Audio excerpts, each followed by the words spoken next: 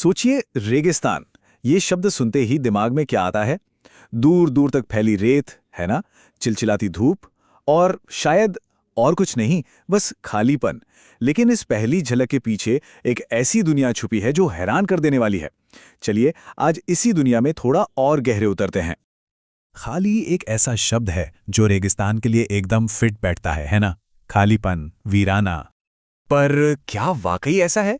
क्या रेगिस्तान सच में इतने खाली होते हैं, या फिर हम शायद सही जगह देख ही नहीं रहे? आइए जरा इस सोच को चुनौती देते हैं। तो आज हम इसी सोच को, इसी आम धारणा को तोड़ने वाले हैं। हम देखेंगे कि रेगिस्तान सिर्फ रेत के ढेर नहीं होते, बल्कि एक ऐसा बायोम है जहां जिंदगी ने मुश्किल हालात में जीने के अद्भुत तरीके खोज निकाले हैं।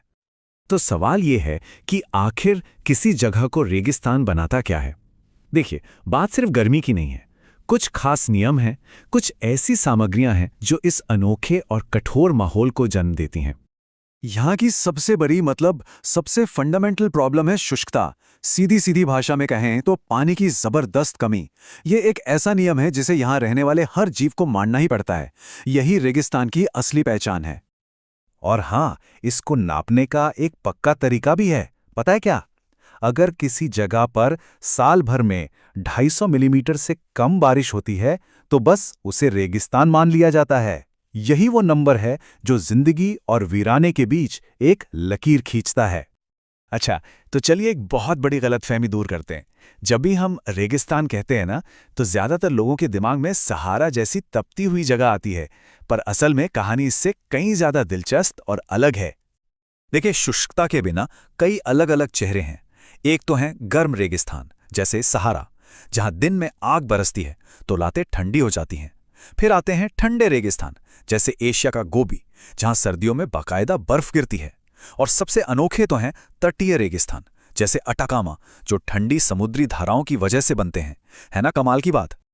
तो अब जब हमने प्रॉब्लम को समझ लिया है, यानी शुष्कता, तो चलिए उन जबरदस्त सॉल्यूशंस पर नजर डालते हैं जो कुदरत ने ढूंढे हैं।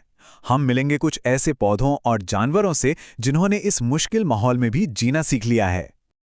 ये देखिए, ये फर्क ही तो अनुकूलन की पूरी कहानी कहता है। एक तरफ है कोई आम पौधा जिसे लगातार पानी चाहिए, और दूसरी तरफ है एक ज़ीरोफाइट, मतलब कैक्टस जैसा पौधा। इसने तो पानी की कमी का तोड़ ही निकाल दिया। अपनी पत्तियों को कांटों में बदल दिया ताकि पानी भाप बनकर उड़े ही ना, और अपने मोटे तनों में पानी जमा कर लिया। ये तो कुदरत की इंजीनियरिंग का एक नायाब नमूना है। और ये तरीके भी एक नहीं कई हैं।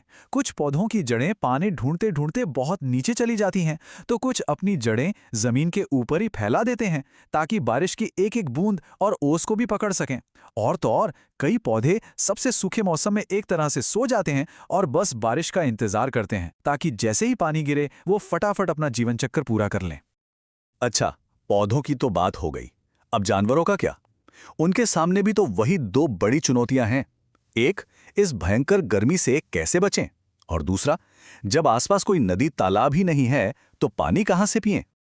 और जब भी रेगिस्तानी जानवरों की बात होती है तो सबसे पहले ऊंट का ही ख्याल आता है ना? और साथ ही आती है वो आम धारणा कि ऊंट अपने कुबड़ में पानी रखता है।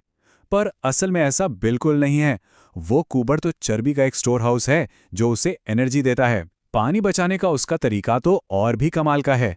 ऊंट अपने शरीर का तापमान काफी घटा बढ़ा सकता है, जिससे उसे पसीना ही नहीं आता।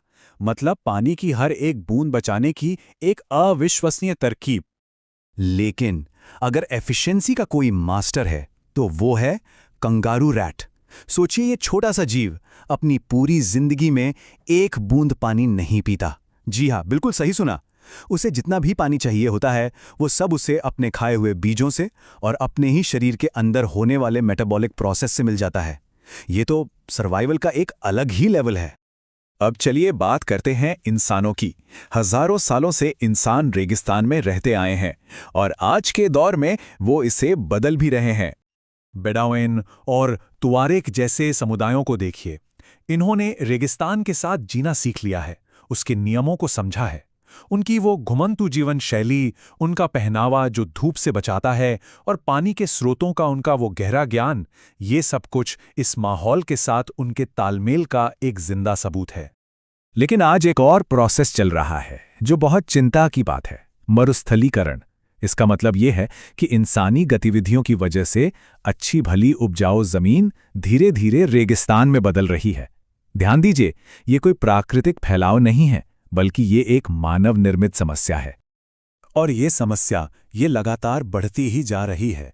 ये आंकड़े देखिए, ये हमें बताते हैं कि 2010 के दशक में हमने 1990 के दशक के मुकाबले कहीं ज्यादा खेती के लायक जमीन खो दी। ये नंबर साफ साफ दिखा रहे हैं कि खतरा कितना बड़ा है और कितनी तेजी से बढ़ रहा है। तो आखिर में बात इस पर आकर रुकती है कि हमें रेगिस्तान को देखने का अपना नजरिया बदलना होगा। ये कोई बेकार बंजर जमीन नहीं है जिसे हमें जीतना है, बल्कि ये एक बहुत ही नाजुक और जरूरी इकोसिस्टम है जिसे समझने और बचाने की जरूरत है। तो सबसे बड़ी सीख क्या है? यही कि रेगिस्तान खाली नहीं है, बिल्कुल नहीं। वे तो जिंदगी की सबसे मुश्किल पहेलियों के सबसे शानदार जवाबों से भरे हुए हैं। वे हमें सिखाते हैं कि कम से कम में भी कैसे जिया जा सकता है। रेगिस्तान का हर एक पौधा, हर एक जानवर इसी एक उसूल पर जीता है कि असली ताकत मुश्किलों से भागने में नहीं, बल्कि उनके हिसाब से खुद को ढाल लेने में है। और यहीं पर मैं एक बहुत ज़रूरी सवाल छोड़ना चाहता हूं। आज जब क्लाइमेट चेंज की वजह से हमारी अपनी दुनिया भी गर्म और सुखी होती जा रही है, तो क्या हम इन रेगिस्तानी सर्वाइवल मास्टर्स से कुछ सीख सकते हैं? इस पर सोचना वाकई बहुत ज़रूरी है।